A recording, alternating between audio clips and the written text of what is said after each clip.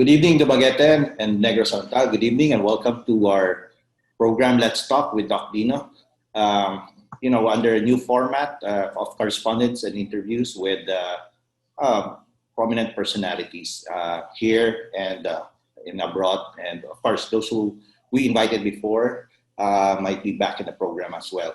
So we're back with my boss, the City Mayor of Dumaguete City. And he'll be talking to you about the latest in infrastructure developments around the city, despite the pandemic. And this is quite unprecedented when it comes to infrastructure developments. So, may gabi, Mayor Remollo, and welcome back to our program, Let's Talk. May gabi, Dino, and may gabi usab sa mga televiewers nga naminaw nato karon. Keep safe and be COVID-free. Yes. Sir, I'd just like to ask the first question.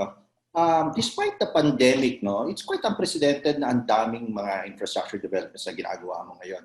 And, you could have decided just to, stop all of these constructions and developments because of the pandemic. But hindi, you went full steam with it.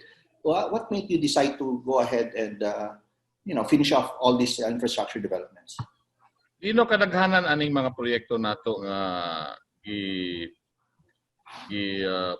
siugdahan nato, no, and continue nato sa pag implement locally funded ni. So even before the COVID, this was planned and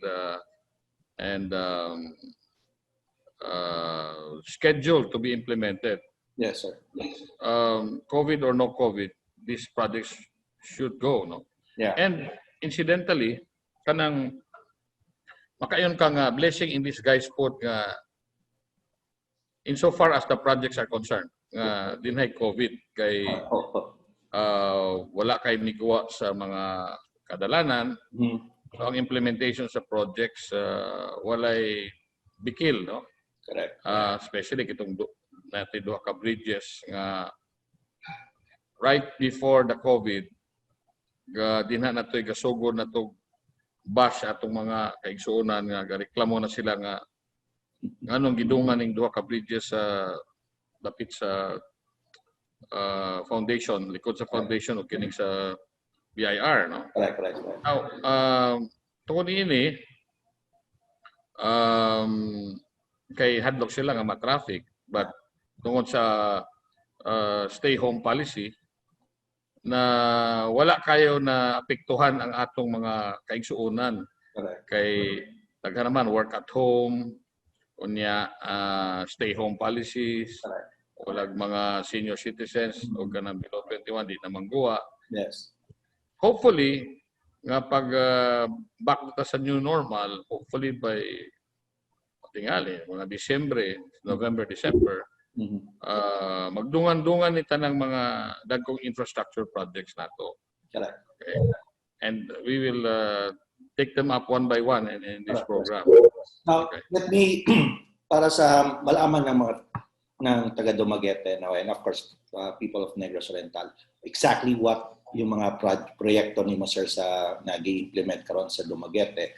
Let's mention it one by one and then maybe particularly mention also and discuss ano ba yung improvement na magawa nito sa quality of their lives, no, when in Dumaguete and the sustainability impact to the city's development. Yung pinakauna sir na ma-discuss natin yung ginagawa mong and almost about to finish the construction of the 2 full span concrete bridges, sir. Maybe you can discuss that first. Okay, una sa tanan kining atong for the first time in the history of the province or the city nga aduna tay concrete bridges nga locally funded. Normally kining mga funding mo ganin mga bridges kay dagko man kay pondo. National government lang ang pwedeng mo fund ini, particularly DPWH ang mag-implement. Pero kay di na tay dakong collection and dako putag savings, I think that was 2000 pagsulod yun ako 2017 to 18 diya na nato siya na fundingan, no? Yes. And then ako magod sa akong pag ako gi-prioritize no ang bridges kay sa dugay ng katuigan pag adunay kusog nga ulan sa Valencia o baha dayon ning atong Banica River. Dili lang ulan but kung adunay gyud bagyo samot na kay kamantinil naman ta og spillway karug ka ng box culvert. Even when I was former mayor, I was mayor 20 years ago, wag yun na ng problema ha. So ako gyud nang kamot nga maybe after these 2 bridges there'll be additional 2 kay dili lang sa to protect our people ato mga residente especially kanang duol gyud sa river banks, okay, from being hurt or being their properties damaged, no? Ato ning gihimo, no? And then kining mga bridges ato po ni siyang giubanan o completion sa atong dikes, kining river control dikes, okay, so that makumpleto na gyud ang iyang pag-flow sa river nga dili na siya mo overflow. Okay. Now, okay. So kini siya ang impact niini of course traffic, napoy impact sa traffic, dili lang protection of lives and property. Sa traffic usab kay kung if there are as many bridges as we can afford, Correct. maka-cross na ang itong mga kung usa ra ka bridge or duha or tulo, malimitahan ang pagsulod ug guwa sa poblasyon sa Dumaguete. Kung daghan, nanay alternative ways of going in and out of our poblasyon. That's right. Remember, our city is a gateway to the province. So dili lang ang Dumaguete ang atong residente din ang atong i-consider, kundi ibo probinsya kay mutukang sa madili kung sa gabi ang population nato sa gabi 150 ang ato 50 sa gabi, no, average, pero sa buntag moabot tag 450 people coming in, okay, itong mga trabaho diri sa Kapitolyo, moadto to sa atong mga malls, moadto sa atong mga ospital, dili lang sa probinsya, even in nearby Siquijor and Dapitan, Dipolog, and southern Cebu. Yes. Apil na ganitong mga dugol ng mga lugar, mga munisipalidad or cities sa Occidental. Right. Muna nga kinanglan na gyud more bridges, more roads, and wider roads. Karon kay kita ang syudad, kita may karon kay importante mo po na itong diversion road. Part mo sa akong master plan kaniadto pa. That's right. This is nationally funded kaya nang widening kaning atong diversion road. However, atong itabangan ang DPWH, especially sa atong legal department, sa negotiation sa para speedy ang negosasyon sa mga property owners, no? Yes. In fact, pagsulod nako kay para mapaspasan gini ay closely coordinated with Office of the Solicitor General, okay, sa Manila. Yes. And report sa DPWH region para ma-filean na yun og expropriation proceedings ang mga property owners. And karon pakita na nimo nga paspas na, I mean kay ang pace, no, sa pag-abli ning dalan og semento na dayon. Yeah. Importante kayo kay ang atong cash budgeting ng atong national government, kung dili nato na ma-implement within a year, ibalik na po ning sayang ang pondo. Correct. Kanana na to diri sa Dumaguete. Ako maibog kay ko sa kining road expansion, especially sa south, sa 3rd district. Yeah. Mo paingon dalan sa Valencia. Okay? Lapad, mahibalo na kag Valencia ni kay lapad na kaayo. Okay, paspas ang ilang pag-implement sa project, even starting from sa highway lang daan kining sa Bakong to Siato na maabot na girig Santa Catalina ang road expansion. Correct. Ang atuwa diri tingali because of daghan kaayong mga buildings na. Okay? Maglisod pa mga ganitag magpa-expand sa atong national highway. Yes. Gikan sa Kapitolyo paingon dito sa Daro, ini paingon sa airport and paingon sa Changi. Karon ato na po nang ay closely coordinate ang DPWH District 2 kay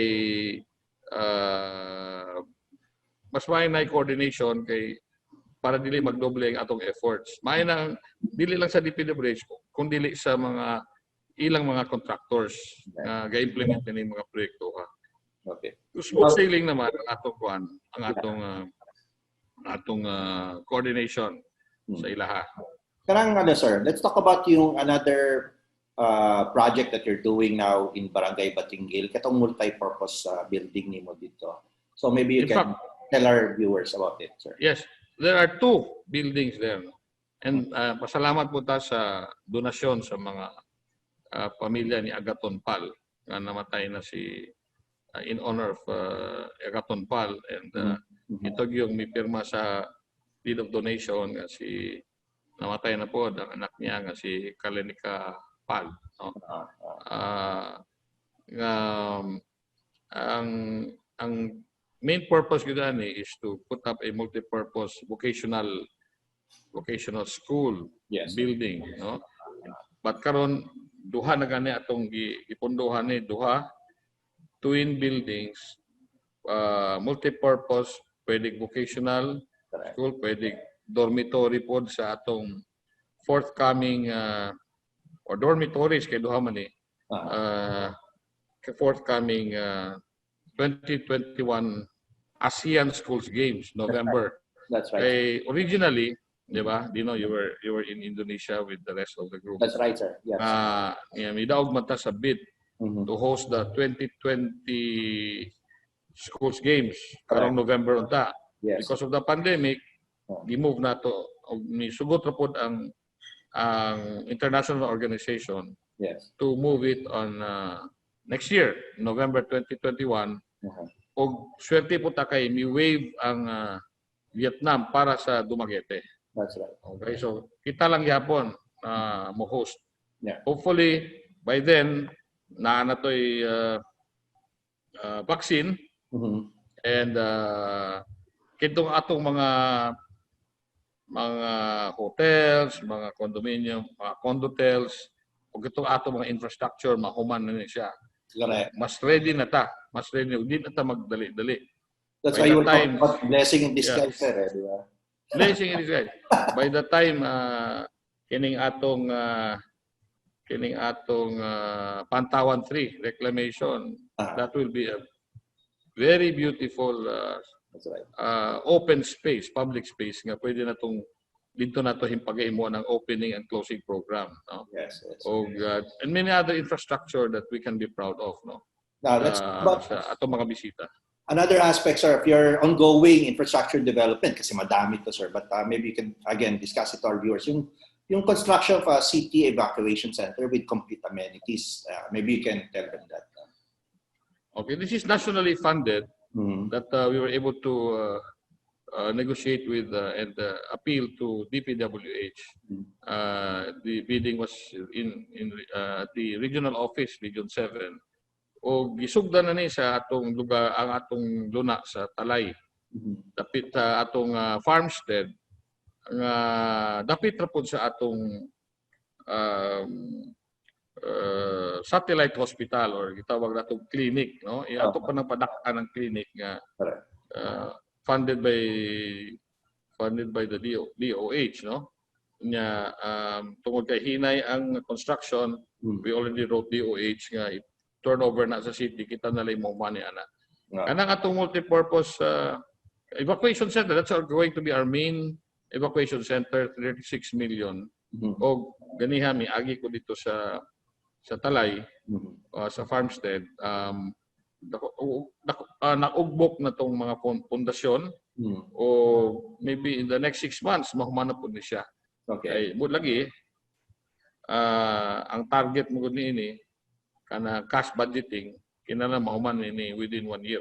Wow. Mura na siya dako kayong basketball court plus may kusina, may mga kwarto, may mga of course sleeping quarters and itong mga CR, CR para sa pareha po na sa atong mas dako pa na sa atong city high isolation or quarantine area. Mo po na purpose niya na. Yeah. Okay? Timing po kayo kay tapad na po sa atong clinic. So nakakuha na siya, it's complementing each other. Ang likod na ang atong youth home o katong kining cooperative building. Unya timing po kayo kay naablihan na po na tong dalan sa likod sa atong farmstead. So there are already 2 roads backing up this infrastructure project. Yeah. Eventually, ang atong farmstead kay prime property maning talay karon nasa sentro, mabalhin na nato dito sa atong gipalit nga luna, more than 7 hectares sa Kandaway. Mupo na itong site sa atong MRF, Materials Recovery Facility, o kining the future SLF or sanitary landfill. Sir, maybe you can talk about more and expound more. Katong you made mention about the satellite hospital, no? Yes. Well, I mean, definitely people in Dumaguete or even outside Dumaguete will benefit out of this. Maybe you can expound on that also. Okay, kay pagkakaroon ang atong clinic, atong mga kaigsuonan all over the city, atong modangop sa clinic na sa City Hall. Yeah. And maghuot na nga dito. I don't think that's it's an ideal place to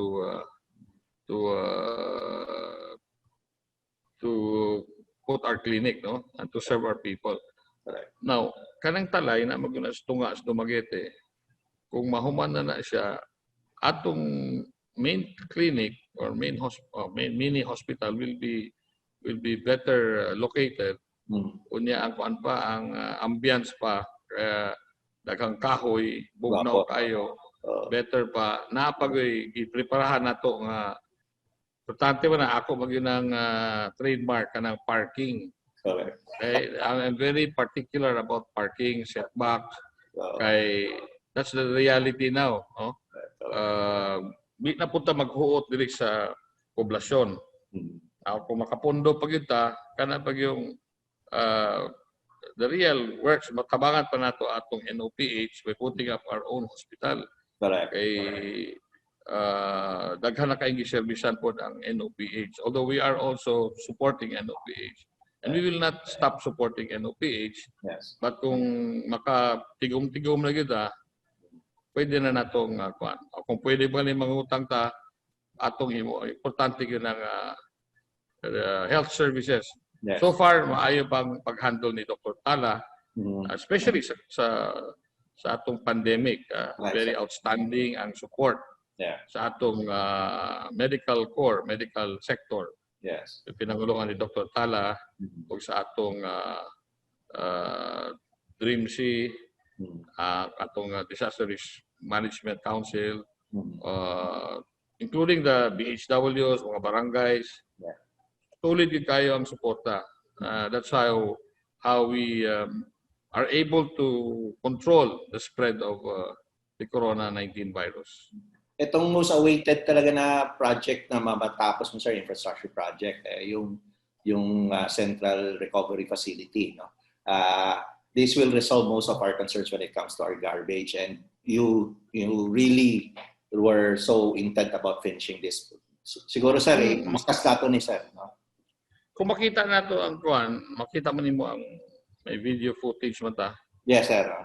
Humana na ng building MRF, no? As we speak now, ready na pod ang bidding sa atong gitawag og 6-in-1 project or kanang pyrolysis, no? There are 6 machines that would convert the garbage into first kanang hollow blocks, Mhm. paver blocks, Mhm. kanang organic fertilizers, plastic chairs, waste to energy, o napaganin na conveyor belt nga para ma-recycle ang atong garbage, no. So tan-aw na to, eksperimenta nga kung mo click yun ni siya, we will buy or bid for a bigger one Mhm. to even help the other surrounding and LGUs sa Metro Dumaguete. Correct. Muna itong kuan para ang mugo mo gyud ani ang gitawag og residuals ang di gyud ma-convert into usable or reusable materials. Gamay na lang gyud kayo para adto na ihulog dito sa sanitary landfill. Wa na gyud baho ni, no. Correct. In the meantime, if Valencia or any nearby LGU will put up also their own SL or sanitary landfills, then probably mag-coordinate na lang ta ato po silang i-patronize because unless at least naapuntay atua kay kung mo bag down ng kinsay mo bag down makatabangay ta even up to Bayawan, no. Na may sa Tanhay, I understand, I hope masugdan na po na or kanang bais nga ma-rehabilitate ang sanitary landfill, no. But still we encourage and we can work with the environmental advocates. Itong gitawag nila zero waste. Okay, kung may zero waste pag yun, mas maayo. Okay? Dili ideal ang Dumaguete putangan o kaning garbage disposal facilities. Mahal ang atong yuta unya gamay. We are the smallest LGU. Mas maayo itong mga lagpad kayo para layo sa mga tao o wala kayo environmental impact. That's the reality here. But at least di na ta masirad-an na nato ang open dump site karon nga napagyapos kan daw ay within 3 to 6 months sirad-an na ato na siyang ang mga old garbage ato na lang nang kung mala na gyud kayo pwede na tong pang filling material o kanang ma-flatten na gyud nato na either we use that as a, maybe in the meantime, we can use that as a park. Like healthy, makain ng soil na. Or thereafter, pwede putangan po na itong housing facilities. Okay. Pero it will take some time. Kaya pa man na siya yung mga fumes. Baka toxic yan ang uwan. Mayor, particular din ka sa mga parking areas and over the last few months, no, you've been having setbacks in public schools, no? Yung mga i-setback mo yung parang parkingan. Maybe you can tell the public this about this particular. Makita mo na ninyo sa atong video footage, pipila na ka mga eskwelahan nga adunay setback sa ilang park, sa ilang mga fences, at least 5 meters. Isugdan mo ginato na when I was first mayor in 1998-2001, kanang Quezon Park is the prototype of that. I-setback unya karon mo na nagparkinganan sa mga sakyanan. But we also would like to encourage people to walk now, no. Pedestrian or mga promenade. Isugdan na nato, i-refurbish na itong Quezon Park. Pwede na silang mulakaw sa Burgos Street. Pwede na silang magsuroy sa Boulevard o kanang sa atong itawag og reclamation / shoreline protection project. That's a Pantawan 3. Katulo na natong gihimong public spaces, Pantawan 1 right in front of kining Boss Coffee and kining usang coffee shop akong favorite. Sa Starbucks, sir? No, ito usa pa. Ito sa Pantawan 1. Tom and Tom's. House, I couldn't forget. Ang Starbucks, atbang po na diri sa Pantawan 3. Okay. Ang Pantawan 2 ito sa Press Club. Correct. Nanadayan karon ang mga masahista. Gabi dito ko may sadya kayong lugar. Correct, sir. Social distancing. Tuwa na po dito ang dapita ang mga gatinda o tempura, kung tempurahan o balot. Yeah. Very strategic and appropriate kay sa una kitong ditong lugar sa atbang sa Siliman, Correct. gawas nga hazard zone o dangerous ang magtinda dito kay naay wayward nga vehicle kuan sila. Ang disgrasya itong mga tao dito, no? Correct. Karon safe na kayo. Safe kayo karon kay napagutay si CR. O 5 ka CR na naadli sa Press Club. Tama. Muna nga as we encourage private businesses to put up parking areas even for a fee. And eventually ang city magkama pug atong kaugalingong parking areas for a fee. Correct. Kinalan mo makita ang syudad at least sa maintenance. Correct. At least sa maintenance. Pero sa City Hall, sir, makikita nyo na hapit na mahuman tong presidensya, sir, no? Maybe you can public about ano tong presidensya natin para makabalo sila.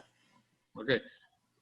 Kanang itawag presidensya, mo na ang atong original nga municipal building nga na in 1937 gihimo ni sa first atong mayor at the time was Pedro Teves. Correct. O gamay pa gini original tingin sila nganong gamay man ni kay gamay ra man tong kuan sa una building ato nang gi-restore. That was actually my first project. Nga nakakuha ta og 50 million from the national government through the National Museum. Gi-appeal na gani ang garden or ang frontage municipal hall. Karon it's a beautiful site nga naa na po'y mga suga o kaning landscape including a beautiful fountain. Correct. Wala na tong basketball court sa That's right. sa compound sa City Hall.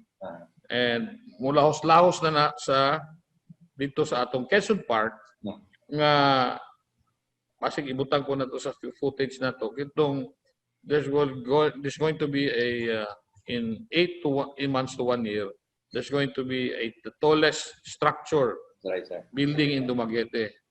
Nga kung musaka ka sa taas by elevator makita nimo ang the whole of Dumaguete 360 degrees. Makita na mo dito. And that would be very beautiful kay this is a parang love gift or a legacy of one family in Dumaguete. Ibutang na to diri sa Quezon Park. Yeah. Oh, beautiful. Obelisk ang tawag. Obelisk ang itawag. May mo naging siyang landmark na to, sir. It will be another landmark. Yes. Including landmark. Isa o naman good. Usari atong mga landmarks na to. Duhara. Kining Belfry. Yeah. Hopefully i-restore po ni. Usama po ta sa duso ni ini nga i-restore ni siya. And it will be soon, no? Yes. And the iconic Assembly Hall of Siliman University. Correct. Sa imong mga postcards, when you see these iconic structures, that reminds you of Dumaguete and the Boulevard. Correct. Karon kung naa kay drone, makita na nimo additional landmarks sa Dumaguete. And dili na tong the usual landmarks. In addition, so that pwede na tayo mag one-day tour.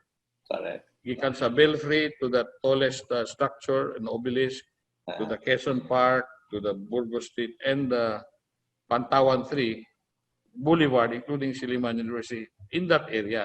Yeah. Okay. Half-day tour, kaya na sa turista. You know, after this, when the new normal comes, hopefully sooner, ining tanang mga LGUs nagakompete na sa mga turista. Correct. So kita naanatay even before the COVID, naanatay something that we can that we can be proud of or even showcase. Correct. Kanang ato daang presidensya nga mamahimong museum. Okay? Kumpleto na ng atong presidensya, municipal hall, nga aduna na nay provision for aircon, nana tay generator, nana nay CCTV, nana po kalitay elevator. Naunhan ang atong city hall karon sa kanang presidensya museum kay nagyud nga mag-function nga elevator. But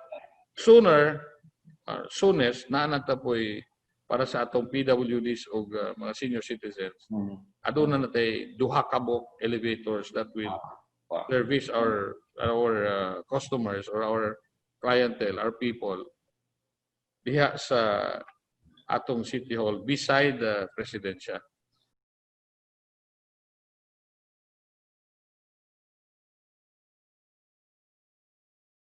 That's our episode for tonight. And we'll be back again with Mayor Felipe Remollo for next Wednesday. Tungkol nga sa kadaghan ng mga proyekto na iyang gibuhat, it deserves 2 episodes. So we'll be back next Wednesday with our City Mayor, Mayor Felipe Remollo, to discuss further on several projects that he's been doing for the city of Dumaguete. So that's our show for tonight. I'm Dok Dinno. Be well.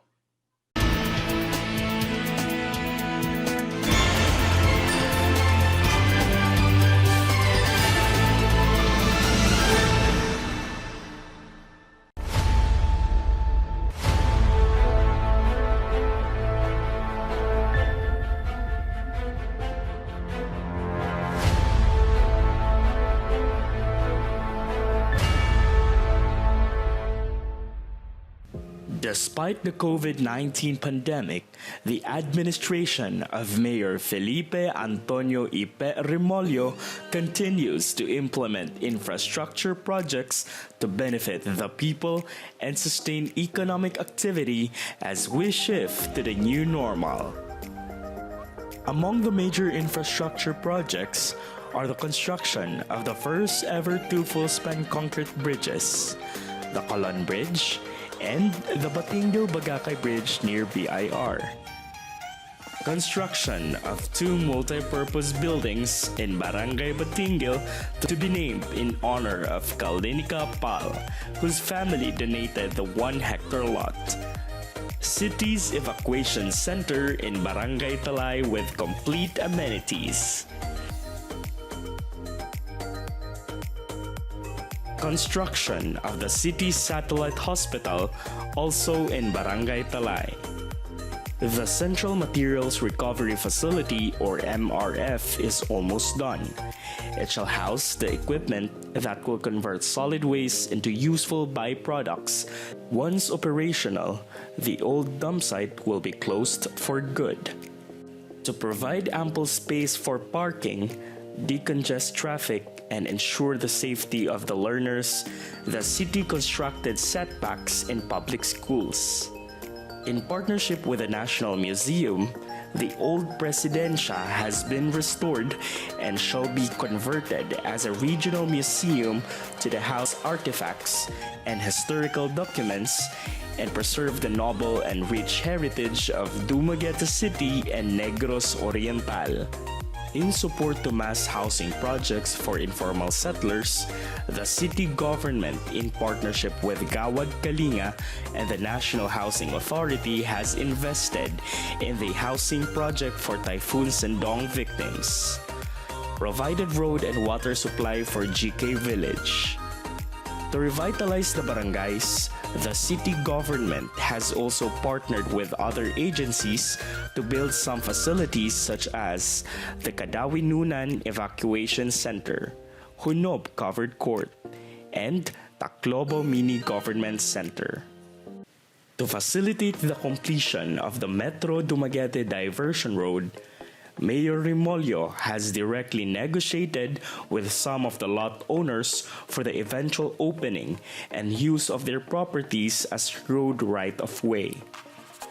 And to boost the livelihood of the informal sectors, the city government has organized and relocated tempura vendors in Piapi and Bantayan. Organized and relocated tempura vendors and massage therapists at Press Club. The ongoing shoreline protection project in the south end of the Rizal Boulevard is on track to protect the homes and establishments from big waves and storm surges, as well as provide additional spaces for sports and recreation.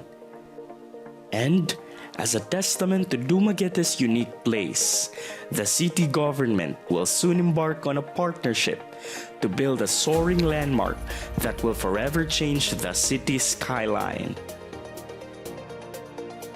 All these infrastructure projects and initiatives underscore the strong commitment of the Remollo administration to build a city that is livable and prosperous under the new normal.